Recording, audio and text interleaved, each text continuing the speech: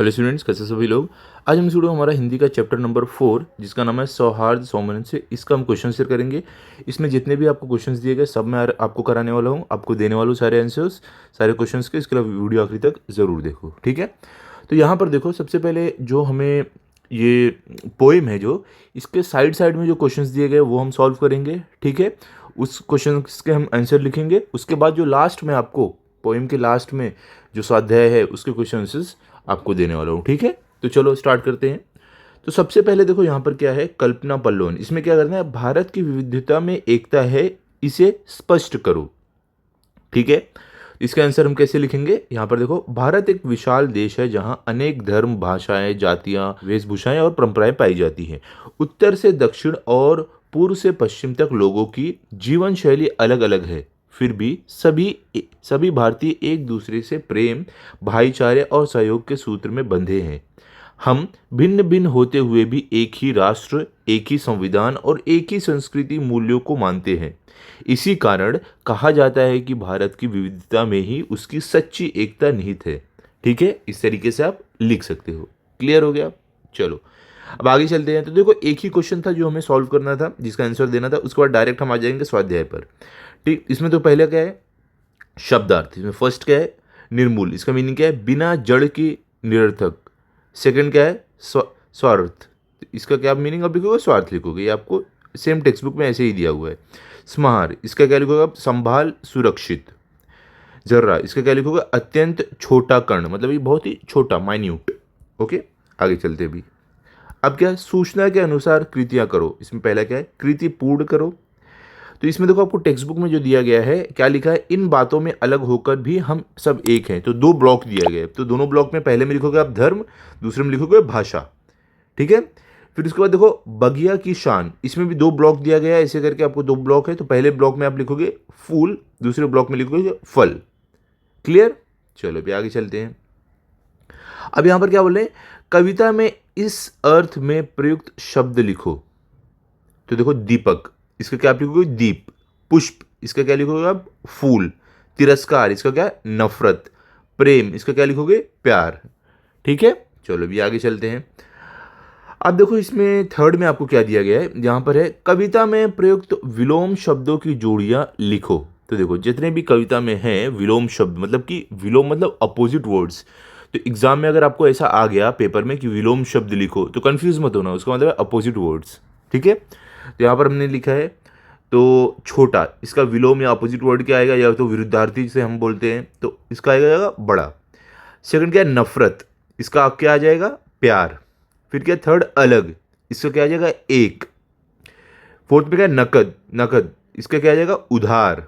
बढ़े, इसका क्या आ जाएगा, घटे। लड़ना, इसका क्या आ जाएगा, शांति। तो इस तरीके से आप विलोम शब्द लिख सकते हो, अपोजिट वर्ड्स या तो विरुद्धार्थी शब्द लिख सकते हो। क्लियर हो गया, समझ गए। चलो अभी आगे चलते हैं। अब देखो, यहाँ पर क्या दिया हुआ है आपको, भाषा बिंदु। भाषा बिंदु में क्या करना है आपको, पाठों में आए अवयव को पहचानो और उनके भेद बताकर उनका अलग अलग वाक्यों में प्रयोग करो, ठीक है। तो यहाँ पर देखो, सारे अवयव है और इनका भेद क्या है, और यहाँ पे हमने उनका वाक्य में प्रयोग किया। तो भी, ये क्या है, ये क्रिया विशेषण अव्यय है। इसका क्या है, राही भी चलता जाएगा। फिर क्या, नहीं, ये क्या है, क्रिया विशेषण अव्यय है। तो इसका वाक्य में प्रयोग कैसे करोगे, मनुष्य नाखून बढ़ने नहीं देगा कभी। ये क्या है, क्रिया विशेषण अव्यय ये भी है।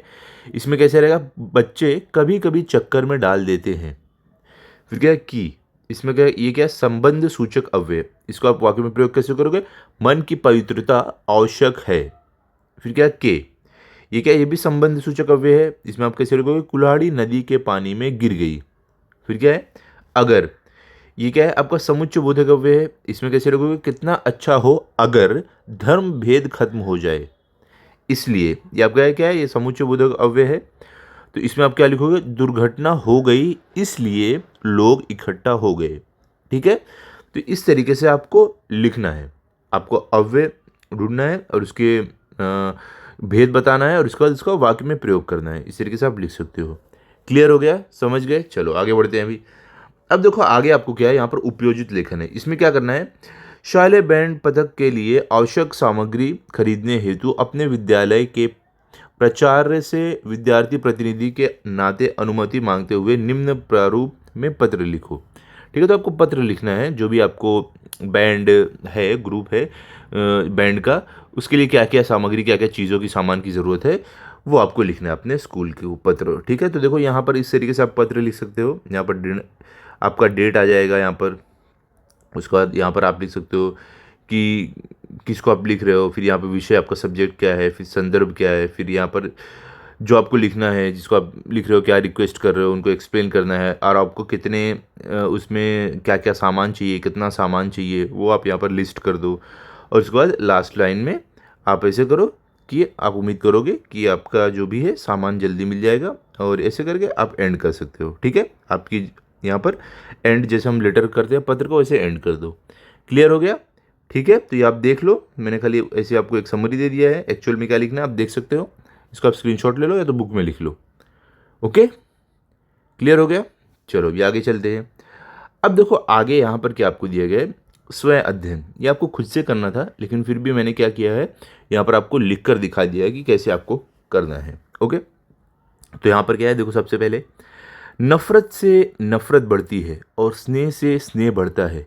इस तथ्य से संबंधित अपने विचार लिखो। क्या बोल रहे हैं कि नफरत से नफरत बढ़ती है, मतलब कि हम किसी से नफरत करेंगे तो वो भी हमसे नफरत करेगा, इससे कैसे नफरत बढ़ती है। लेकिन स्नेह, स्नेह मतलब प्रेम, प्यार, लव, मतलब कि प्यार, हम किसी से अगर प्यार करें, प्यार की भाषा बोले, तो वो भी हमसे प्यार की भाषा बोलता है, तो प्यार से प्यार बढ़ता है। तो इस विषय पर अपने विचार लिखो, आपके क्या थॉट है वो लिखो। तो आंसर क्या है, हम कैसे लिखेंगे, नफरत एक ऐसी भावना है जो मन में कटुता, हिंसा और दूरी पैदा करती है। जब हम नफरत का उत्तर नफरत से देते हैं तो समस्याएं और अधिक बढ़ जाती हैं। तो यहाँ पर वही बोल रहे हैं कि नफरत एक ऐसी भावना, एक ऐसी फीलिंग है कि जिससे आपस में नफरत, कटुता, हिंसा, ये सब पैदा होती है, ये सब का जन्म होता है। और अगर अगर किसी ने हमसे नफ़रत से बात किया, हमने उसका जवाब भी नफ़रत में दिया, तो हमारी समस्याएं, हमारी जो मुश्किल है और बढ़ जाती है। इसके विपरीत स्नेह और प्रेम से व्यवहार करने पर मनुष्य के बीच विश्वास, शांति और भाईचारा बढ़ता है। क्या बोल रहे हैं, इसके विपरीत मतलब कि इसके एकदम अपोजिट, अगर हम प्यार से, स्नेह और प्रेम से किसी मनुष्य का से बात करें, तो उनके बीच क्या होता है, विश्वास, शांति और भाईचारा बढ़ता है। इसलिए समाज में सुख, शांति और एकता बनाए रखने के लिए स्नेह का मार्ग अपनाना अत्यंत आवश्यक है।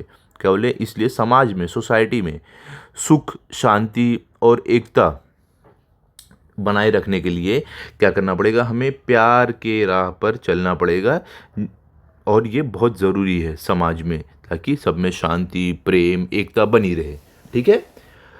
तो आई होप हर एक चीज़ आपको अच्छे समझ में आ गई होगी। तो इतने ही क्वेश्चन थे हमारे इस पोएम में, जिसके सारे आंसर्स हमने लिख लिए हैं। तो आप भी लिख कर इसको लर्न कर लो, ताकि अगर आपका टेस्ट हो तो आपको फुल मार्क्स आए। मिलते हैं अगले वीडियो में। अगर आपको वीडियो अच्छा लगा हो तो इस वीडियो को लाइक करो, अपने सभी दोस्तों के साथ शेयर करो। Thank you.